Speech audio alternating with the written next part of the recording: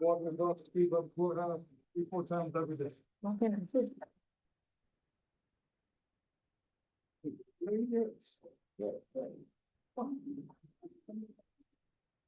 I've got it.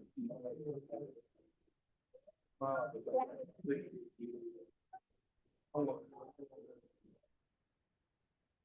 Right, call out. I see you there. Yeah, I'll be the last one.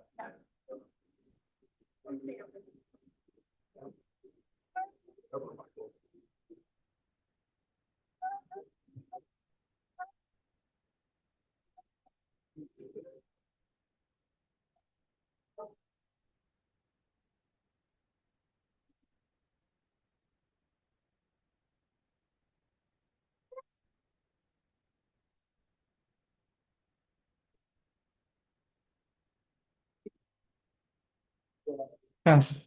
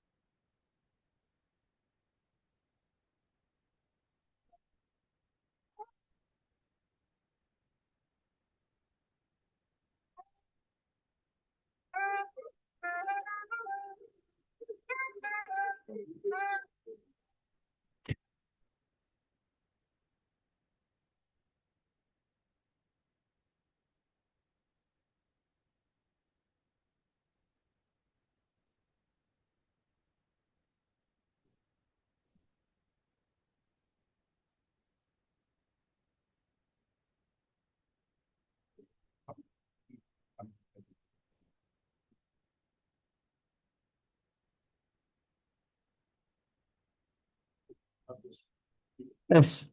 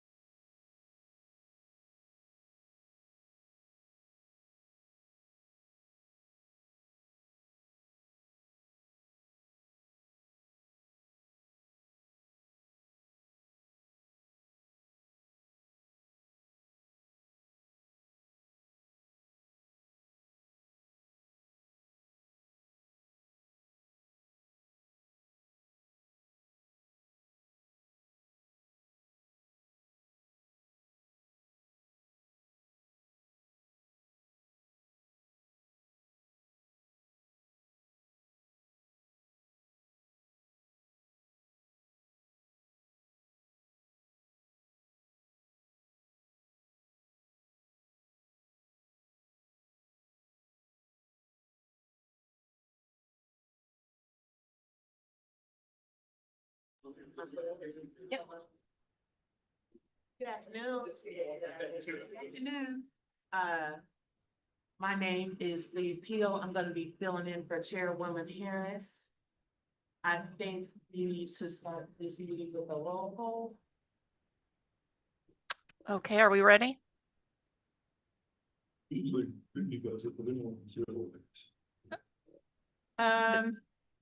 Ms. Harris, Ms. Allard, Here. Ms. Beck, Here. Ms. Crane, Mr. Harris, Here. Ms. Kemper, Ms. Peel, Here. Mr. Pusateri, Here. and Mr. Rippey. Here. Do we have a quorum? Yes, we do. Awesome. So we are now going to go into any announcements. Are there any announcements for the good of the board or the housing authority? All right, there are no announcements. We're going to enter the public comment period. Is there anyone signed up to address the board? No, there's not, but as a reminder, people can sign up on our website, which is lmha1.org before 10:30 a.m. on the morning of the board meetings. Additionally, if people want to submit written comments, they can email them to Vicki Buckman at buckman@lmha1.org. Thank you. All right, we will move into committee reports. Are there any committee reports? Yes, there is. From special programs Mhm. and is she here? We love a special programs report. Yeah, You're going to give your report or you're giving? she's gonna do. Okay.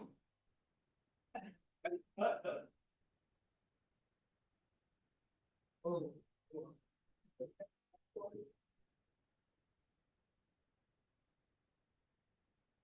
This is our new head of special programs, Faith Hood. And I dare say they're in good hands. Yes. Well, good afternoon. I'm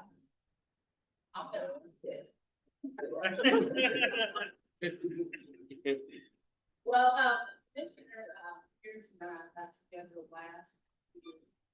We made it to the first full meeting. Well, they went to the updates to Commissioner Harris and some of the plans that I had to work on the funding.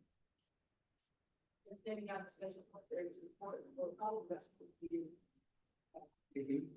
So we went through that report. As we go forward.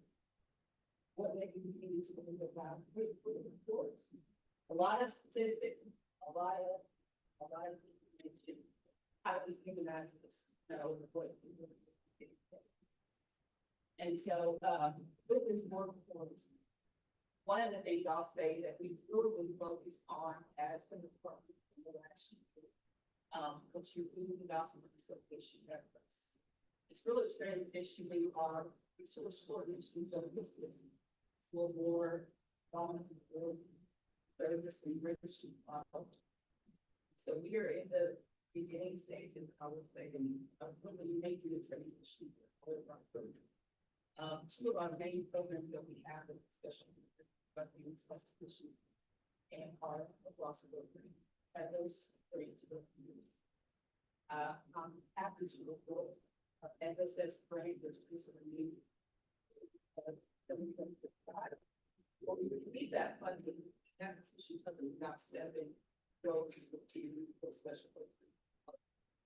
And so one of the big pieces that we're talking about is how those who define self-sufficiency and what that looks like. There's a lot of work with them under that place. I've got a lot on the front end and on the back.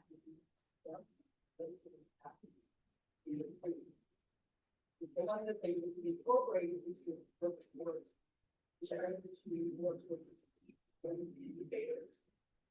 Yeah, not only this is another very beginning, this is we are graduating, this is how much has goes for these things. residents are, really, as they go through this work. But also, this is a regular path of those that are receiving employment, education, but this is also what's going to be that starting to see what we. The other one is to really highlight certain insurance. So under how to cut that. The FFS is obligated to require to serve these people. For section 8. Last year we said. But in addition to that, we also start highlighting stories that we experience on a day-to-day basis with residents. And expose those stories to the board, but also to the agency at large. And so specifically, got a lot of residents for the second time. And that could be for various reasons. That residents that just come in and they have ambitious levels, but are not necessarily ready adhere to those guidelines. A lot of times we're addressing challenges such as medical needs situation, mental health, substance abuse, and so they're just not again in the space that they can focus on the requirements of people. And so one of the stories that I have talked to you that I highlight is a participating program several times. And they are now on the graduate funding program. They are both full time. In addition to the pathway I think the whole so again, we're continuing to assess our programs and where they are and determine whether we can adapt to the challenge. What partnerships we currently have that we're maybe underutilized, or which one we need in the strategy. So we see more residents transitioning to development. As I said, suggestions being self-sufficient, independent, health. So, in addition to the drop program, another really put a lot of effort in. I don't want to jump ahead. Do it. But as you know, this program so specifically are going to count. I think that the rehabilitation efforts really highlighted a lot of challenges. I think that's starting to go against substance abuse, mental health. We have residents that have been housing. Aging place and obviously everybody moving forward on that. So one of the things that we really looked at is how do we start to address the needs that are at a lot of our property in real time to ensure that we're able to get to a place where we can be more proactive, provide early prevention for our residents. So this program specifically would start to progress our staff on the site to serve as, for instance, support coordinators and address a lot of the needs we see with the residents, but also ensure that we're bringing those services to them directly. And so, any questions? One of the things you covered when we had our meeting was what is it that the commissioners could do to? It's a really good question. I think one of the biggest challenges that's happening in our department is fully around funding. Our department is really grants and funding. And like I said, there's a group right now with our that are looking out for however the program covers the division. So I'm working with the field by funding sourcing. And I think the overall support in finding these funding resources relating to open the doors for donations, connecting, helping us to connect to partners, all our have established partnerships, agencies. I think that will be a help to us in addition to helping us market to our residents. We've had resident service in place. And I think we can afford to do a better job and ensure that we are getting this information out, providing services. Our residents to ensure they have something. I think there's always opportunity for us, for open to really hear from you guys. As you guys will be coming with the ARD, so it's going to provide what ideas and feedback maybe that you have on how to structure these programs and services.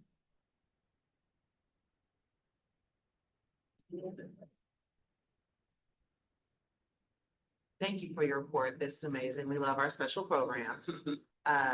I think myself and Meredith were FSS participants and graduates, so we know what a difference that can make in the lives of individuals. So thank you for that. Are you all already utilizing a partnership with 7 counties or any of their local support services or peer services for what you need?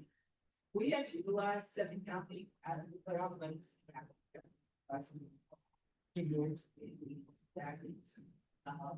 Interactions with them will be a partner. Or just to take movement. But again, I don't definitely there for growth opportunity, how our a lot of our partnerships. We are within.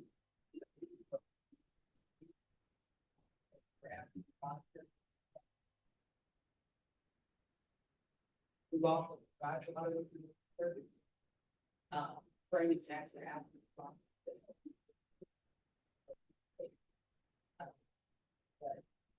Yes, we are familiar in that.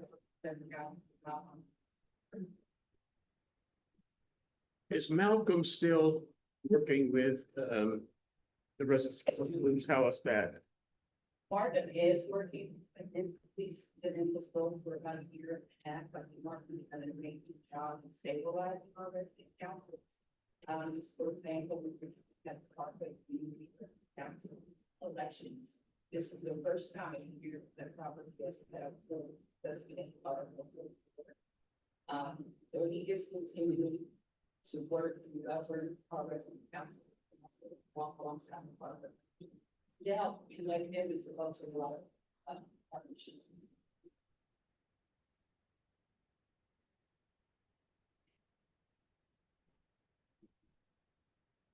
Thank you. Good job. Good job. Okay, all right. Thank you for our special programs report. We're now going to move ahead to approval of the minutes. May I have a motion to approve the minutes from the board meeting held January the 20th, 2026? May I have a second? Second. The approval of the minutes has been Passed. passed. Thank you. And now we're going to move into our resolutions. Resolution 5A. Authorization to renew a contract for solid waste collection and disposal. May I have a motion? So moved. May I have a second? 5A. Yes. Okay. I might have a question. So.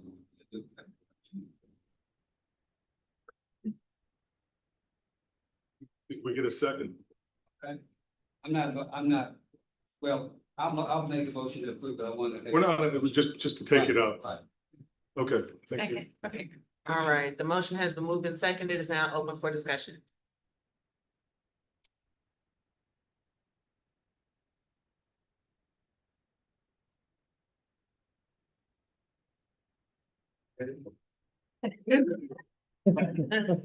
You can hold it. I'm loud. Oh, we turned it off. Okay, this is my name's Eric Proctor. I'm the Deputy Executive Director of Operations. You'll know I am not the submitter. I am neither Greg nor John. They're not here, but I know about this one. Well, we've satisfied our questions here, but yeah, basically Waste Management picks up our trash at our various sites.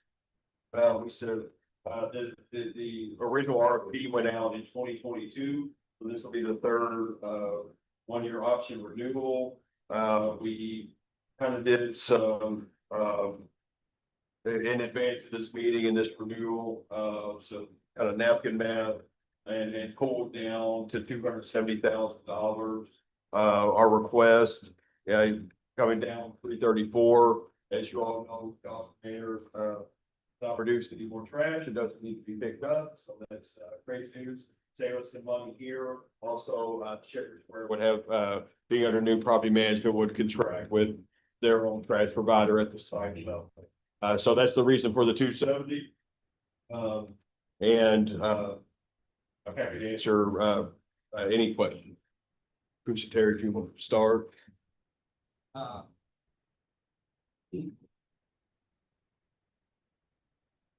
Waste management, that's my favorite company. Say that. First year, they had a 19.8% increase, in the second year, they had 17.6%.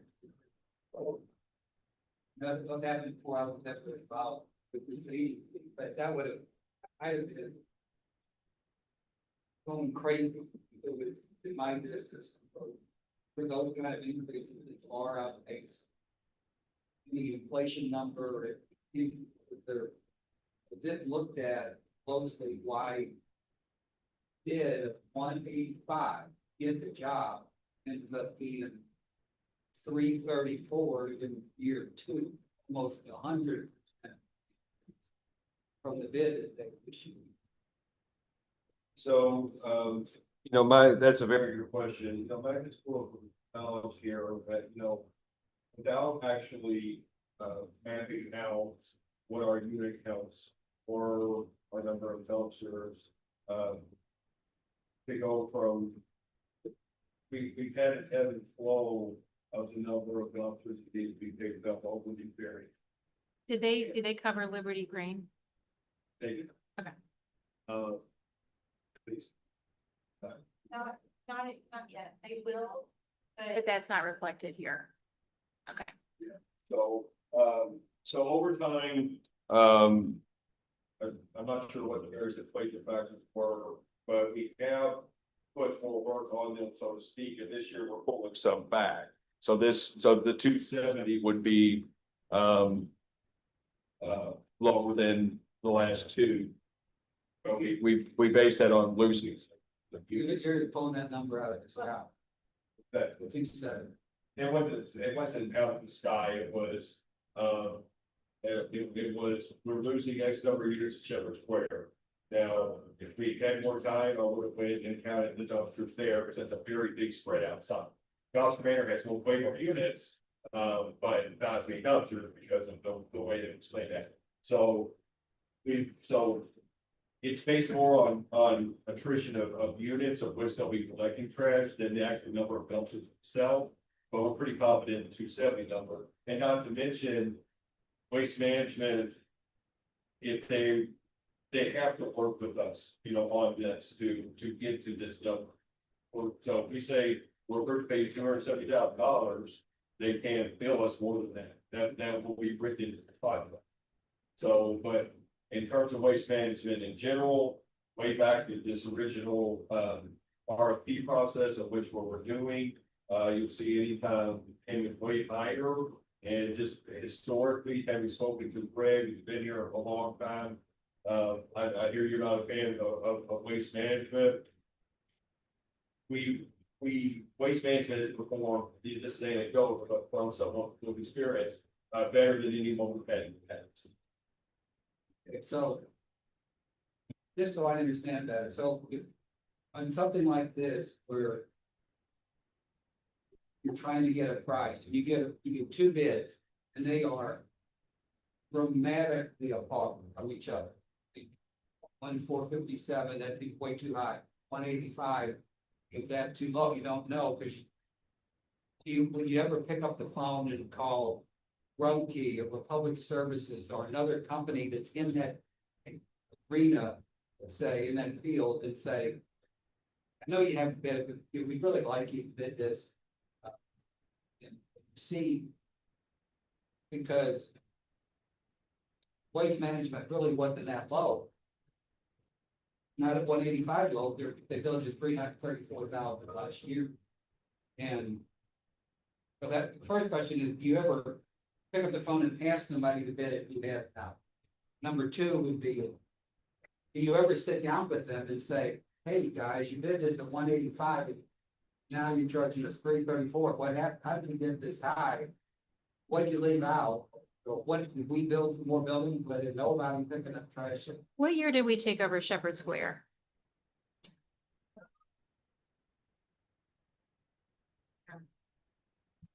So that would have been 23. Okay, so at some point after we entered into this contract with Waste Management, we acquired the property management and maintenance of Shepherd Square, which is a large spread out site in Smoketown. So that's, that's part of what the ebb and flow that Eric is talking about, is that over time, we kind of take over management. We have since divested of management. Again, we're still the owner, but Winterwood is managing Shepherd Square. We took over management of Liberty Green, which is a similarly sized operation. They have not done the trash collection in the past. Waste Management hasn't done the trash collection there, but they will going forward, for example. So there is this ebb and flow. In terms of how we are able to do procurement, it depends on the thresholds. We have to follow federal guidelines in terms of if it's below a certain threshold, we can get a couple bids or get 3 bids and then pick one. If it's over $40,000, we have to issue an RFP or RFQ, and we have to place that online, and we advertise it and kind of push it out through our networks. People sign up and that goes out to them. But at a certain point, it would violate procurement if we saw a bid come in and then called somebody else and told them to come in and bid. But I don't know if these other companies responded in 2022. 12 companies downloaded and reviewed, and we only got 2 responses. So I feel like your questions are raising several things. One is, how are we marketing our procurement opportunities so that we're getting the best responses and that people want to work with us? You look at and see who the 12 companies are. Yeah, we have that. Okay, so We can see who received it, who opened it, who downloaded it. We have that information. it's against procurement policies to try to get best price. No, it's, no, And, if you want to- have it. We have to have in the most general sense, setting aside the certain rules, you have to have a competitive bid process, right? And so, in 2022, if we had a cut sheet, right, and if we had a list of known vendors of trash service in one, what I always tell my team is, if you're gonna call one, you have to call them all, right? So we went back and we were actually, this is a renewal, right? But if we were doing this with our modern day, what we're doing right now, 2026 at LMHA, we would try to cast a wider net, right? However, at the point you know someone's price, be it via sealed bid or via request for proposals where factors beyond the price to be considered, you have to operate off of what the number they gave you, right? So that it's a fair process, right? If you gave one company an opportunity to go lower based on the knowledge of what the other people said price wise, that would be a very clear thought that you know. Okay, yeah, I'm not suggesting you would ever say, this is gonna be at 185 if you beat it. I'm just Encourage you to think, but there. I noticed you downloaded the information.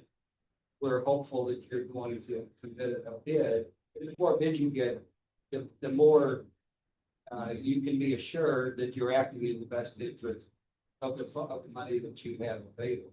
And we have discussed, so since 2022, okay, and this will go, because I'm up here for the 3 straight, by the way, so since 2022, we have gone to an electronic submission system versus paper. And what that does is beyond the procurement marketplace where we advertise these, that's how we're seeing 12 people saw this, 6 people opened it, and all that. We also just put up a PDF of it on our list, right? And then, and I've talked to Michelle and her team quite a bit about how can we advertise and get the response we want. The more responses we get, the more likely we're gonna get the best price, but also the best quality of service too, especially for an RFP. So we have learned lessons since 2022. We as a team, based on the above average evaluation of waste management and historical knowledge of poor performance from other local companies. We did decide to just renew this as opposed to a new competitive proposal. And that's why we're here now. But rest assured that moving forward, what you're talking about, increasing competition, making sure that we're getting the word out that LMHA is in business and we need to bring in a business partner. We have put in many mechanisms to make it not only easier to see what we've got out there, but via our webpage, but also to submit electronically versus a antiquated paper and envelope system. Okay, now I'm not saying they do this, but when we met a couple months ago, the way I look at it is my money. I mean, I think that's how you have to look at it. It's taxpayer. But it's my would I accept this, my personal money, not the agency, my money. So I'm not saying that waste management does this, but I would be suspicious that, okay, we gave them a bid of 185. Let's build about 50,000 more. Let's see what happens. Let's see if they push back on it. Let's see if they call us and complain and ask questions why that is. Nope, no call, nothing. Okay, let's push it another 50 next year. Let's see what happens. See if they just let it slide. And so I think the answer is yes, that they just got $50,000 increase. Waste management did not pick up our trash in our neighborhood when the big snow came. Now other neighborhoods would get picked up, but not ours. So I told the HOA president, call waste management and ask for credit. So, for if they didn't come and get it. Now they have the contract, credit. So but what you have to do is you have to push back. So the next time there's a snow event, they say, well, we're gonna pick up Bridgemore, because those guys complain and they push back and we don't give service. Let's pick somebody else who doesn't push back so hard. I said, so we didn't get any credit. I said, the next time they think of the trash, the subdivision they pick up, I think they'll pick up ours because they know we're not gonna just let it slide. Yeah, And so I wouldn't let a $50,000 overage slide without asking why. Explain what's different, and maybe that takes an hour or two of your time. And maybe it doesn't do any good that year, but maybe it lowers the amount of money they increase the next year. They know you're complaining about it. They know you're watching. yeah, and that's excellent advice, especially based on your history dealing with how many contractors and trust me, please know that that's well received. And contract management is something we're improving at every day at LMHA, and that pushback you're talking about is important. And I'll give you an example, not here, because waste management, it doesn't make financial sense to hire waste management to do one site and hire a different one to do a different site, because you're losing your buying power that way. But I will give you an example. Michelle came and said, here's 5, we will form a pool of 5 different vacancy prep contractors who, when we maximize our internal capacity, we'll call these 5. And what I told Michelle, and she agrees with, is if they're not performing or they're not charging you the price that's in this RFP, they're done. That this is what they said they would do it for, and we're gonna be on top of that contract, all 5 of those contracts moving forward. I don't want to say, well, I don't know what they were doing before, because that's not the case. But we certainly do need to be pushing back, especially considering the legislature talked about our current financial situation. That in the past, money's flowing and we can project an increase based on this. We can't do that anymore. We're really tightening our belt. And part of that is you don't have a software there. If we contract with you and you said you're going to do it for this price, this is how much we're going to pay. And whereas, a big, corporate entity, maybe in the past we were worried about pushback to that, we're not. We have we're making in flexibility another option. We also have a very quick independent proposal turnaround time. Whereas it seemed like, talking about before, now it's, oh, we need to go out for a bid, okay, we've got our form, requested proposals here, we'll do a new statement of facts, we're gonna get the evaluation committee, and we'll need to have it more about the next month, right? So we streamlined that process too, so that if we do need to increase competition, and we do need to get out of something, we're able to do it like that versus in the past, it wasn't more. Yeah, so I understand the agency is like a big ship. Moving in a direction That's fine, yeah. before Elizabeth ever got here, you turn it, you're trying to turn it, it takes a while Yeah. to do it. I think the mayor put me on this board because of my financial acumen or whatever, and the way I look at expenses and costs, so I'm just trying to participate in where I have a.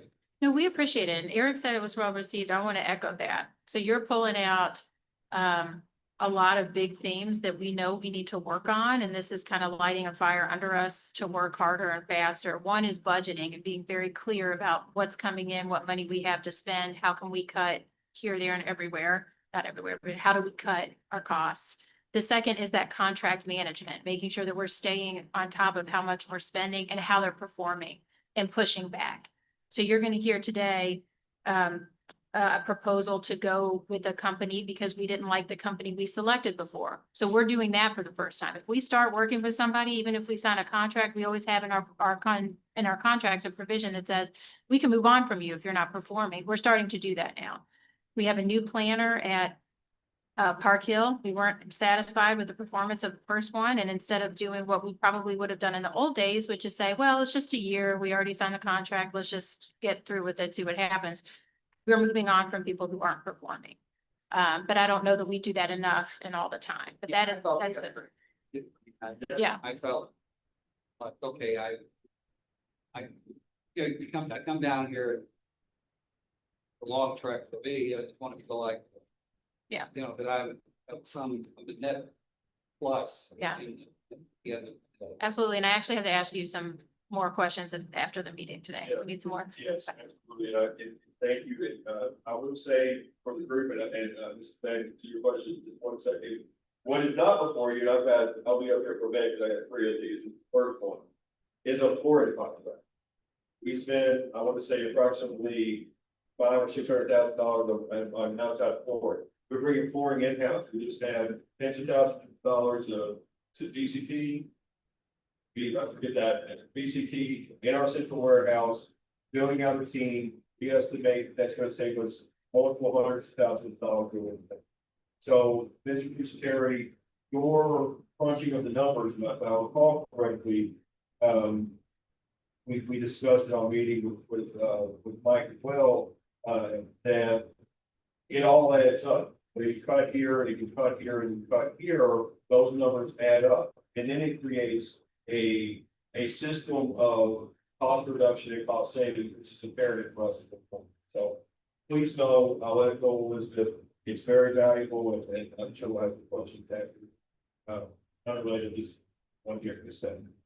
For me, when there is a resolution to renew a contract, and you just pointed out, the renewal, or the amount spent have significantly increased year over year. To help understand or include in the resolution what the driving factors are. You know, so when you think of proposed price to second year renewal, maybe it's a bullet point on, top 2 or 3 things that are driving. Yes. So, Yeah. that's So all misunderstanding. Well, you get that if you call waste management and said, what the heck, why, Right. and then they Right. say, okay, this is why. Like, okay, let's make sure that doesn't happen again next year, or if possible. And to be clear, we are asking for $30,000 year-over-year reduction on this one. So that second year, I've used me like as a practice. Yeah. It just fleshing out in the actual paperwork, we're speaking of it, saying that. Right, just, because we read this in advance, so it could be one less question, but it just no. helps us to understand, what's driving the renewal increase, so the spend, if you will. Yes. Especially if it's greater than 10-15%. And we did hear at the last meeting, let's see the procurement, let's see who put in, And so we did that, but yes, I agree. I'm a lawyer myself, and I love when it's in the actual paperwork. So yes, we will, and especially on the increase, put some flesh out that justification. Yes, excellent, yes. I echo Mr. Baxter's and also. You know, sometimes we have the same discussions, right? It comes from the same board members' perspective and even in the past, right? But we were asking about, the maybe racial makeup of who was participating, which we can no longer do, right? We all kind of have things that we're passionate about. So again, if it's in the justification ahead of time, perhaps we don't have to have the same discussions every resolution, every meeting, and then, that way we can have better discussions or different discussions. Yes, I'm picking up what you all are laying down. We will certainly, where we're asking for an increase. Put the justification in here, you can read it ahead of time, it would reduce, the need to rehash it, that would be fine, and we will certainly do that, and we're are actually going to be putting on a general counsel on our team, and that person will provide some assistance with this whole process of RFP to contract renewal to our contract, the initial contract, subsequent renewals, and then what we bring before you all is a formal resolution. Sounds good. Any more discussions, any more questions? All those in favor say aye. Aye. Any opposed? Any abstain? Resolution 5A passes. Moving on to resolution 5B, authorization to renew contract for siding and gutter repair and replacement. May I have a motion? May I have a second? Open for discussion. So this is a request, renew with LMHA, for siding and gutter repair and replacement. This is, as needed, so this is not a project, so to speak. If it were a single project, you would, bid it out as a job. So this is, storms come through, that type of thing, this is as needed for not to exceed $60,000. I will know the statement of facts, we came down from 90 to 60 for this one.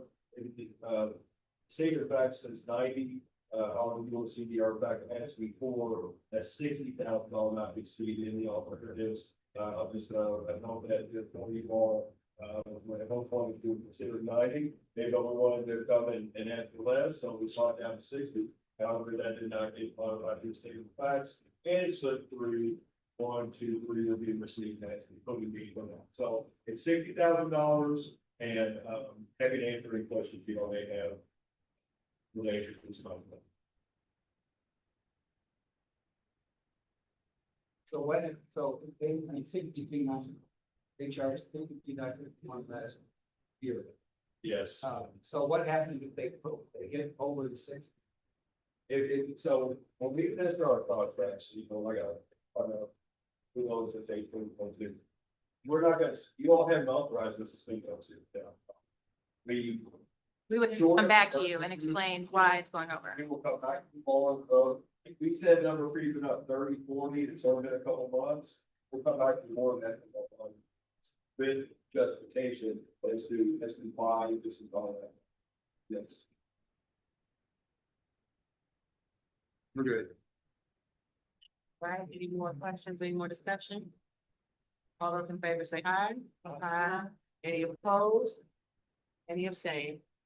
Resolution 5B is passed. Moving to resolution 5C, authorization to renew shingle roof repair and replacement contract. May I have a motion?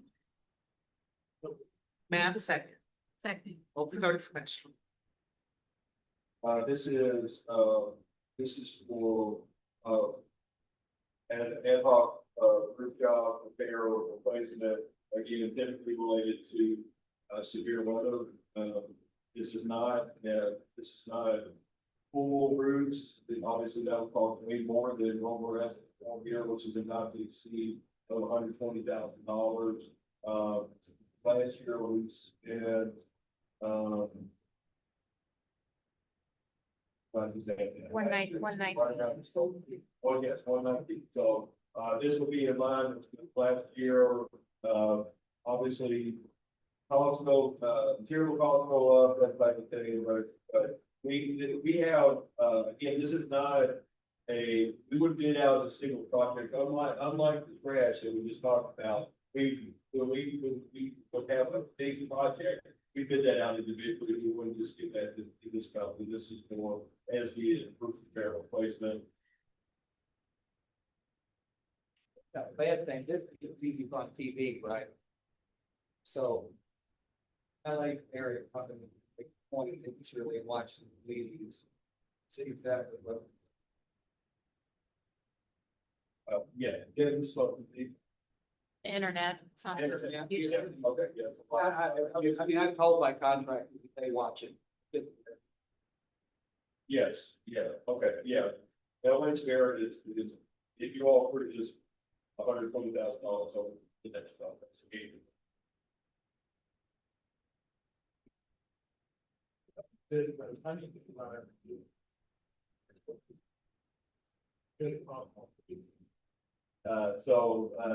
a good question. So this was I was personally not involved in this. My guess is that, when they say 46 lines, there's a hypothetical number of different types of jobs and sizes and things.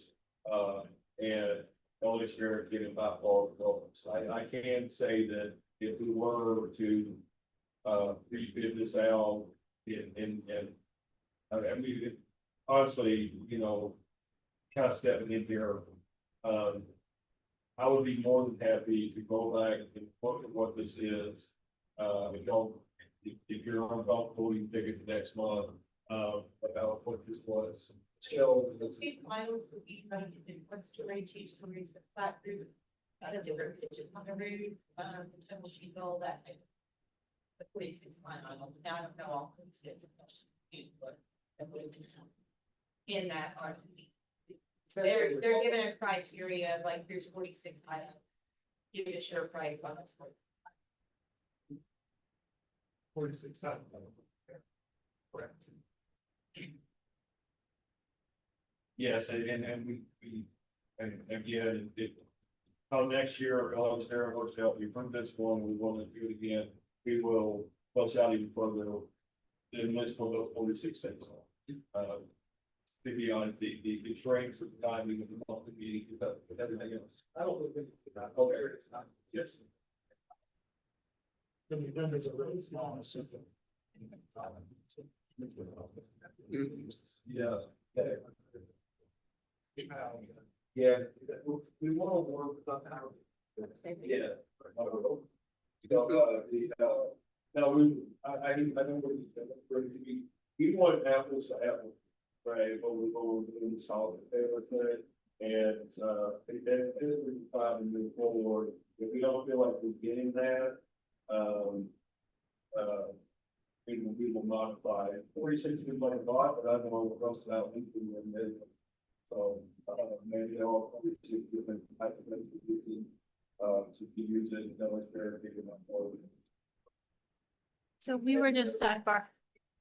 We've done this in the past, I think before I got here, and before many of you joined the board. We will set up a procurement session, so all of our procurement guidelines, how we do all of these things and how we are kind of changing our group service. So we'll set that up. I'll you to set up a separate session. Does that have to be full time? I'm not being, I excited. Great. That would be fun. It's a lot of red tape, and there's actually places where, you know, where we could get kneecapped out of the KRS, you know, we would have a $250,000 certified acquisition threshold if we get the operating federal system, because we make this all the way down. And so, no, happy to offer that, so you want me to I hope so. I hope so. I'm happy to go through that with Paul. It is interesting, we'll dive into it. So yeah, that's a great idea. All right, do we have any more questions or discussion? All those in favor, say aye. Aye. All, any opposed? Any abstain? Resolution 5C has passed. Moving on to resolution 5B, renewal of computer technical services contract. May I have a motion? May I have a second? Second. All right, open for discussion.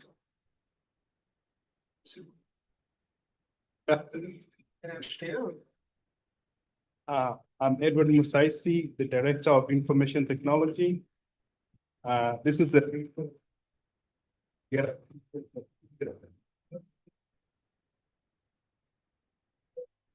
Here we had an RFP went out. So this is going to be the first of the meeting.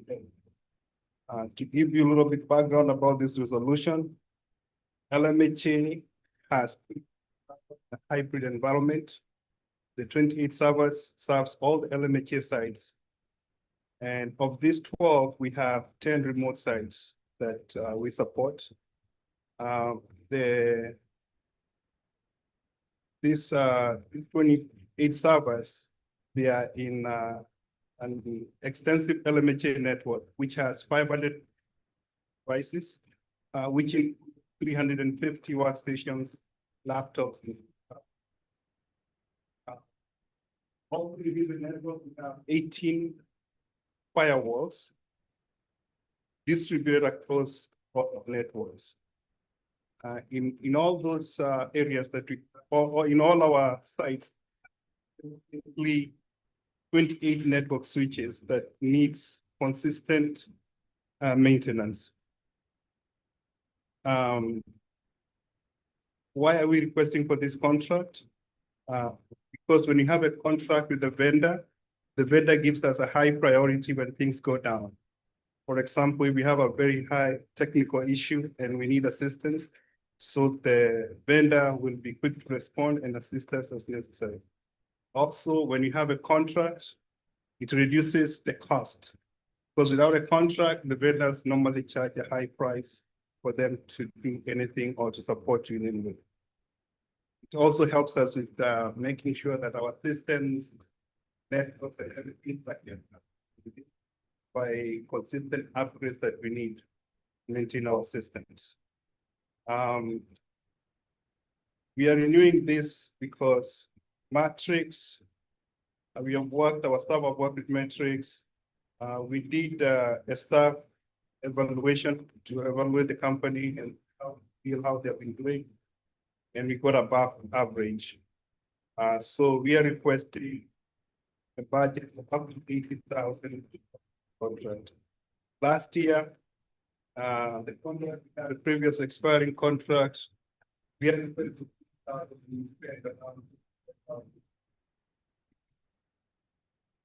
I'm happy to answer any questions that you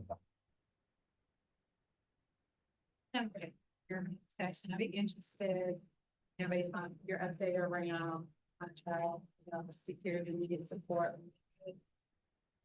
Does LMHA include like service level rating to the guarantee? I just had a general question based on what you said, having a contract, which I agree, you'll have the support that you need it. But I was thinking of prep for your concession. Is it a best practice when you're contracting with these various partners that there are service level performance guarantees with fees at risk? So that was just my comment. Okay. We do have an SLA with Matrix, so we normally make sure that whatever they are promised to perform, they are performing accordingly. And if they don't, then they pay a percentage back. Correct. Yeah, if they don't, then we don't pay back or push back. In the very middle says, we have been increasing our role in the fact, we don't decide what to play. We either make it ourselves, or put it through a solid for review, and make it the exact same thing talking about, and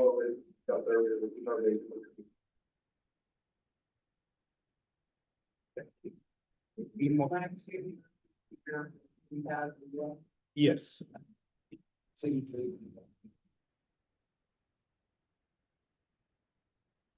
More questions for me?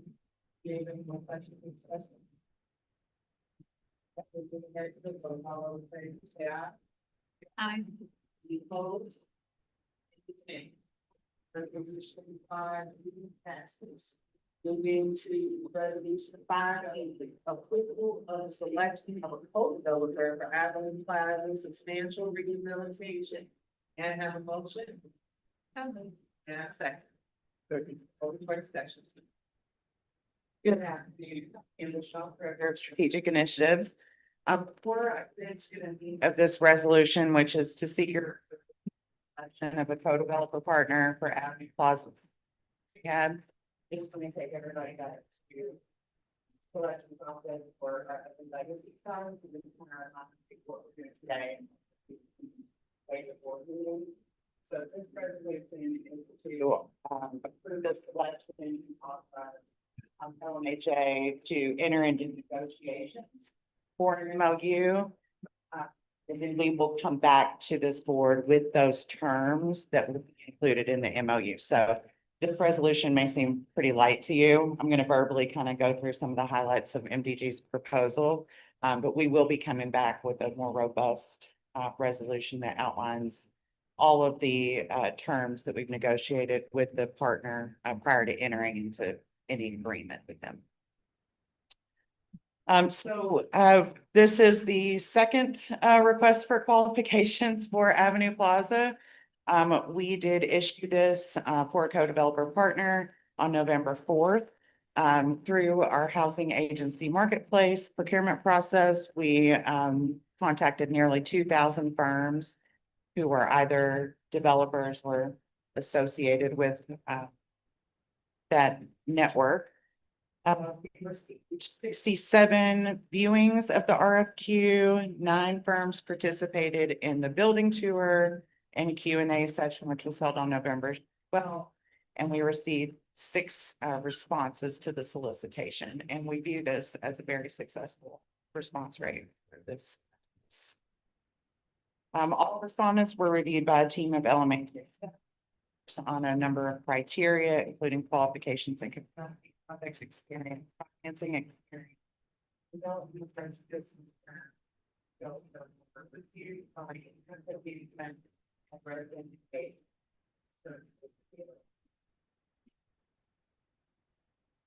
after people considering proposal,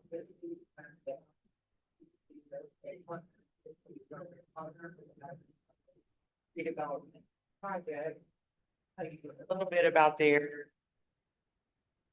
proposal. MPG space with areas we work.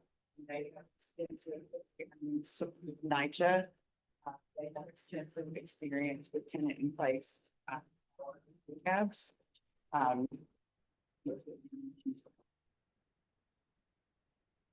Really good question.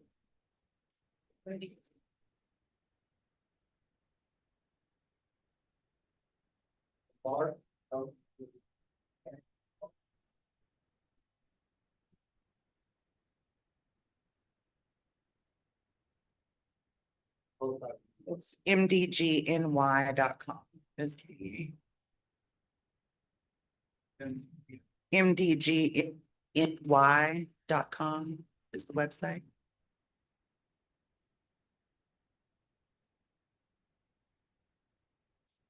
So of all the submissions, well, I will say MDG really was significantly above the rest of the responses. Their package was the most thorough. It included a full rehab scope, phasing service, a fee schedule timeline, and resident engagement plan. They required the fewest follow-ups and demonstrated understanding of Avenue Plaza as an occupied whereas rehab. Overall economic benefit to the proposal does include a small seller, far less impactful than what others. Their structure gets so maintained strong across developer fee, long-term cap returns. They are favorable without requiring aggressive City. Just a couple of features, and again, this is what was in this to change as we negotiate. Financial database,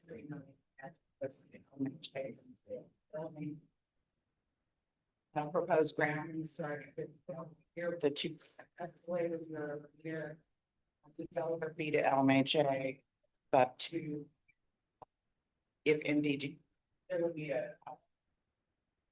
a right of first refusal in this proposal. So they kind of gave us some really interesting options. In some cases, they will develop exit the deal at year 5, and in other cases, it will stay until year 15 and develop a partner.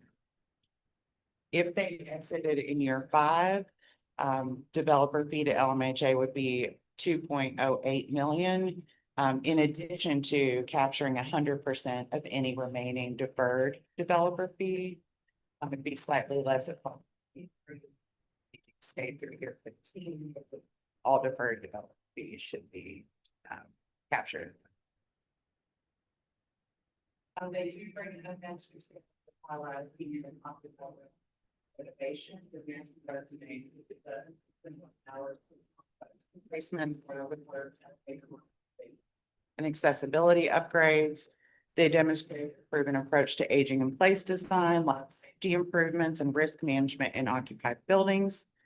They presented a fully fleshed out first floor programming and resident services vision. They submitted clear concepts for supportive services, wellness programming, and community spaces directly benefiting seniors and residents with disabilities. Their long-term services plan is specific, resourced, and aligns with LMHA's mission. In fact, it also included a supportive services reserve, which is built into the operating budget, which I've never seen before, and would provide long-term support for on-site services. The relocation and resident engagement strategy was the strongest and most detailed. They provided clear riser-based sequencing, swing unit planning, and tenant support steps. They focused on trauma-informed communication plans. These are well tested across their portfolio. And they did a great job in making that connection between reducing stress for the residents and involving them in the design process and building that trust, and how that can make any even temporary location less stressful for the residents. MDG is the most aligned with LMHA's regulatory and financing needs. Their timeline aligns with KHC's bond schedule. They provided clear RAD Section 18 blend planning and fallback options. They demonstrated consistent compliance capacity and clean developer manager track record. So overall, they have the strongest economics, the lowest execution risk, the cleanest path to financing, and the deepest high-rise expertise with tenant-in-place rehab. So we do, with your approval, look forward to continuing conversations with them and coming back to you even prior to presenting a resolution with the final terms for additional discussion and feedback on that.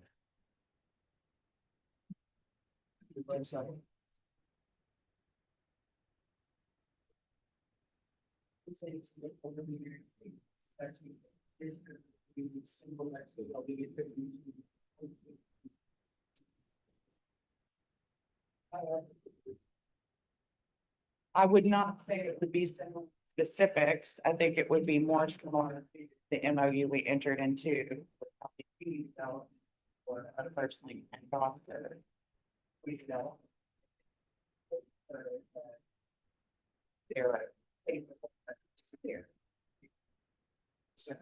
So when the problem is oh, I see what you're asking. I apologize, Leah. So we would hold a ground lease on the property. Okay, and the improvements would be sold essentially with the deal to the affiliate that would be set up. But with this particular co-developer partner, they're offering us a couple of options. So we could either they could choose to exit the deal So that gives opportunity for stabilization of the property, to capture as much of that deferred developer fee by year 5 as we possibly could. And then LMHA would have the option to take full ownership. So that We'd have the option.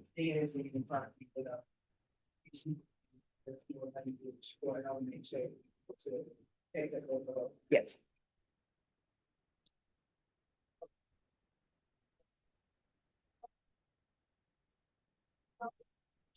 The top two firms. And MDG was very clear that this is not their building. This is a public resource. And that, I think we all really liked that approach. In addition to vast location experience, including in building temporary. Sometimes there's proposals come in to manage or make. NDG is very property as well as providing this. And I think we will only do that if we are in a place where our property management arm is efficient enough to do that well and to do it in a cost-effective manner for the development. But I think that we should set that as a goal for LMHA, that we would manage it. We will always have better asset management going forward than we've had in the past, so that if we're not managing it, we're staying on top of things and making sure that folks are compliant, and making sure that resident issues are being addressed better. But if we were to be able to manage, we would have closer control over all of that. We have never, until we took back over Shepherd Square and Liberty Green, we don't have a ton of experience managing properties that aren't straight public housing. This would be no public housing. It would still be permanently affordable, but it would be low-income housing tax credit and project-based voucher housing. Those are different programs to manage to, with different execution expectations. So our goal is to be ready so we can pitch ourselves to be able to manage. But even if we're not, we will asset manage this much better.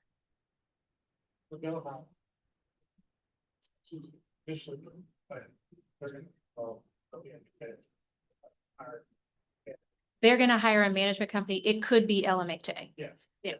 Mhm.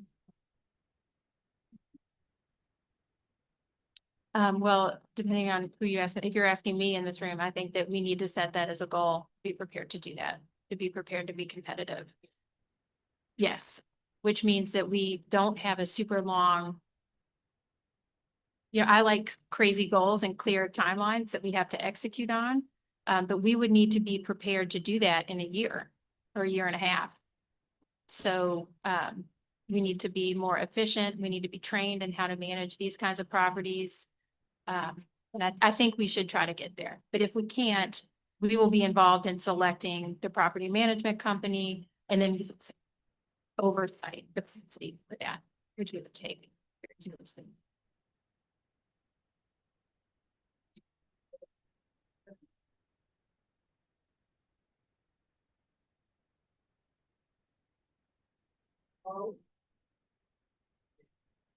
Resolution 5E passes. It appears that is the end of our resolutions for today. We're going to move ahead to our board briefing. So if you want to go through, I think the rest of my presentation, so, we'll bring Faith back up to give it. I'm just kidding. I'll give it this time. As you might know, HUD was funded through the end of this federal fiscal year. We finally got the HUD budget passed. Nationally, there's an increase in Section 8, but we have heard from HUD that our estimated inflation factor for LMHA is 0%. So we do still project that we will have a significant shortfall in the Section 8 program that we are actively managing and trying to reduce as much as possible. More bad news, we did see cuts in public housing. Our main grants that fund our operations are Section 8 and public housing, capital and operating. Because we're moving to work, it kind of goes into one big block grant and we can be more flexible with how we spend that. But everything is cut this year on the public housing side. The operating fund is reduced by 9% nationally and the capital fund is reduced by 6%. Additionally, we're divesting of public housing resources, which means our formula will be reduced in terms of what we're getting. So when we're talking about tightening our belts, saving money, increasing revenues, this is more important than ever. Our special programs team is funded, as Faith said, through the Family Self-Sufficiency Program and the Resident Opportunity for Self-Sufficiency Program. Those are HUD grants. We're in year 2 of a 3-year contract under Ross, and we were just refunded or funded for another year for FSS. So we won't necessarily be impacted this budget cycle. There was an increase in FSS, which hopefully means next time we re-up that contract or re-up that grant, we would get an increase in FSS funding. Ross funding is flat. So we wanted to highlight for you some of the updates we're making to the special programs team. As you all know, as Faith very greatly described, we provide social services and resource referrals for public housing residents and voucher holders through FSS, Ross, which we've rebranded as Thrived, in our homeownership program. Over the years, the needs of our residents and to some extent our voucher holders have changed. We have increasingly vulnerable residents. Faith mentioned the relocation from Dosker Manor was a real wake-up call about the very high service needs for some of our residents. We have a lot of elderly residents, and they were elderly when they moved in with us 10 or 20 years ago. They're now in a different kind of stage of their lives. We house a lot of disabled folks, both mental and physical disabilities. Increasingly, people with mental illness and addiction. I think that the social isolation through COVID really exacerbated some of those issues as well. And because we have done a great job helping the city reduce its homeless population through housing, we have a large formerly homeless population, and they sometimes have higher social service needs. In addition to that side, for our very vulnerable residents, we talked earlier about self-sufficiency. So HUD emphasizes measurable progress towards stability and self-sufficiency, not just referrals. So when Faith is talking about those key performance indicators, we want to make sure that we're really tracking positive outcomes and making sure that folks are able to kind of move along their path towards self-sufficiency, which looks different for different folks. But HUD is looking at policies to impose time limits on work-able households. So we do want to make sure that our residents have an opportunity to become self-sufficient, meaning moving off of housing assistance. Additionally, work requirements are a real possibility. Soon HUD is going to allow the regulatory flexibility for non-moving to work agencies to institute time limits and work requirements. So that shows you where HUD is kind of moving. Congress debates this from time to time. So we want to make sure that we're preparing our residents to be ready for that should it come to fruition. So what this means is that we need to adjust our services. Faith talked a lot about this, so I won't go on too long here, but we are going back to on-site services. We know that on-site services are best practice for vulnerable populations. You don't have to worry about transportation. It's easier to build trust when people see you every day, they see you around. It also allows our staff to have better follow-through and more increased engagement.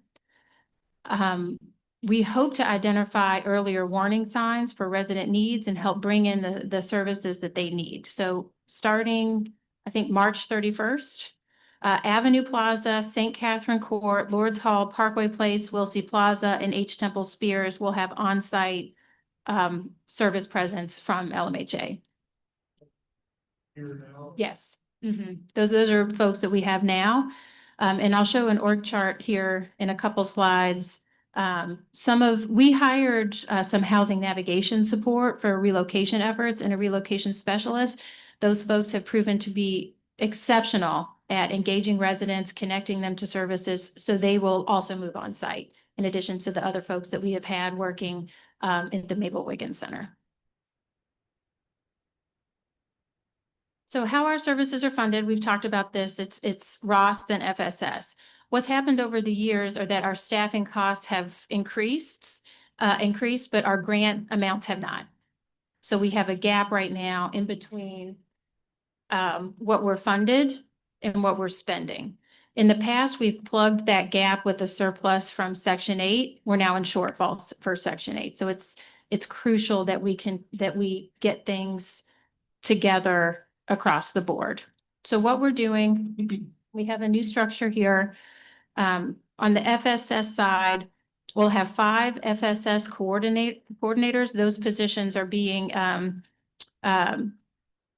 I want to say rebranded, but that's not right. But they're moving from a senior social worker to FSS coordinator, and they'll have a self-sufficiency program supervisor. We have a resident relations and grants manager. That's Markham. So he'll continue to work with the resident councils, and he'll take on more responsibilities in terms of helping us manage our grants. And then this is the big change is our resident support supervisor will oversee resident support specialists and a housing support assistant. And those folks will be based on site so that they're working on site with residents. So that we also will have a couple positions transition from special programs, the Housing Choice Voucher Section 8 department to kind of do case management from that team. So that'll help the costs for this program and be absorbed through Section 8. What's not changing, of course, is our core services and program responsibilities, the importance and the professionalism with which we do our work. So importantly, as we're thinking about how do we fill the gap between what we receive and what we're spending, we are still going to be obviously overspending in this program. But the goal with moving social services on site is to help us stabilize our properties. So ideally, by having residents more engaged and connected to services, we would be doing things like increasing rent collections, decreasing damage caused by residents in crisis, those sorts of things. So this is also a cost containment measure by making sure that our residents have the services that they need to stay stable so that our properties stay stable. Additionally, we will bring to you next month some a request to approve a memorandum of understanding with the city to help provide some of these services. So you'll learn more about them as we go.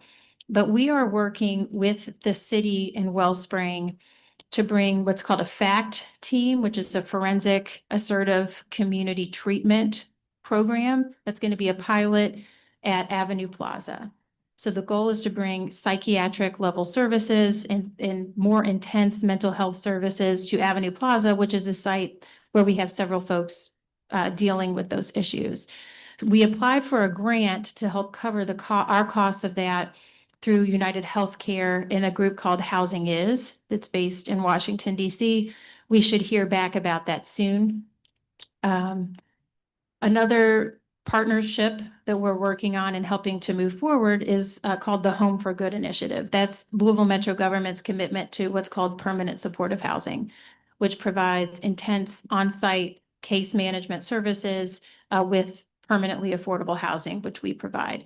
So in this instance, we will be using our longstanding homelessness preference to offer 1 in 4 available LMHA units to the mayor's permanent supportive housing push.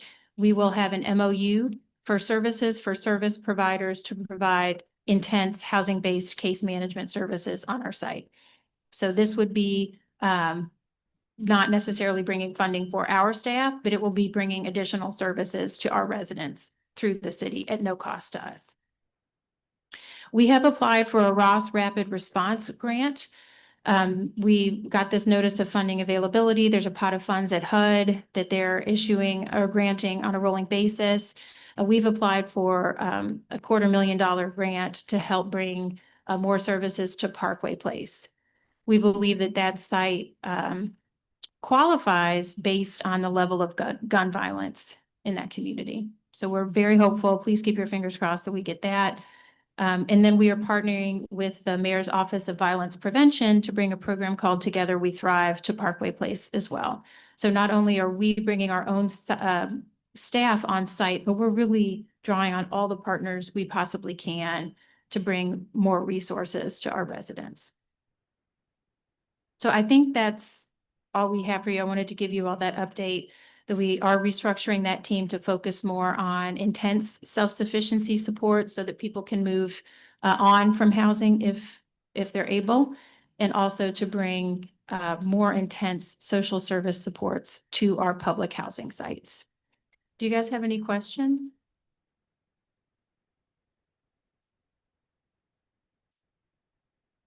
I think the pause. So I think it would just be interesting, but if I use the function, like it would be interesting to see how people are able to become self-sufficient or what you pass there Yeah. to get there. Well, hopefully the pause is not permanent in homeownership. But there are other down payment assistance programs. There are other programs outside of LMHA that aren't reliant on Section 8 funds that we should really be pounding the pavement to help folks get access to. We also, in theory, going forward, could have a moving to work activity when we're not in such, a budget shortfall. We could have more MTW activities that use funds differently to help people access homeownership opportunities. That doesn't have to be an ongoing voucher commitment or. Well, also know that like. Government is. Mhm. Right. That are there now that want to pass, so again, it would just be interesting to see what they're doing to get there. Or what pass they're taking. Yeah, or even renting on the private.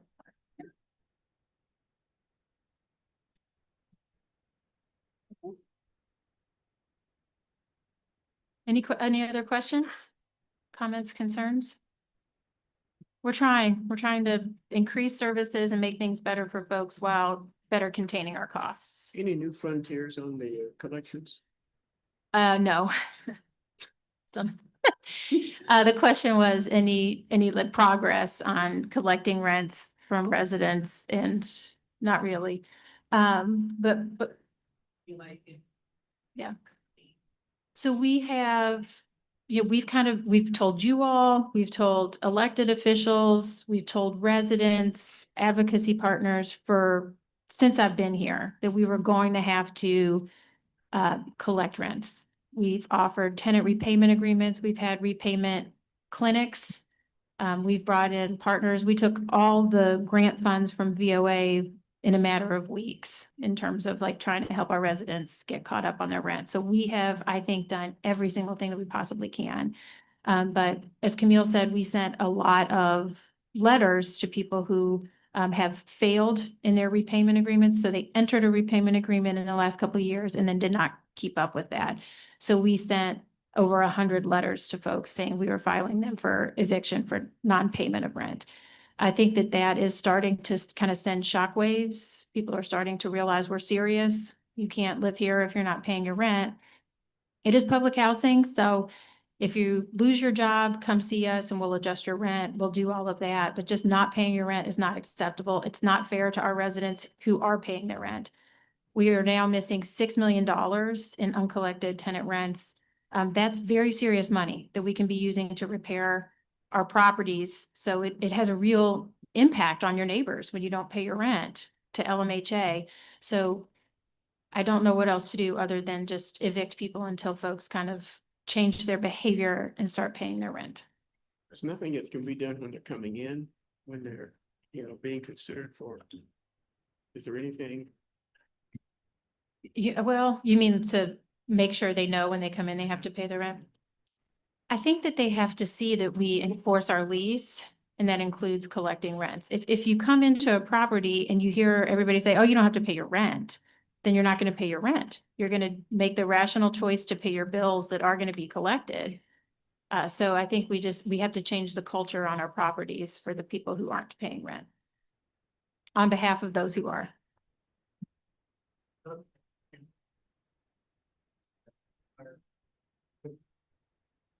A lot of housing authorities and other affordable housing providers are struggling with this issue.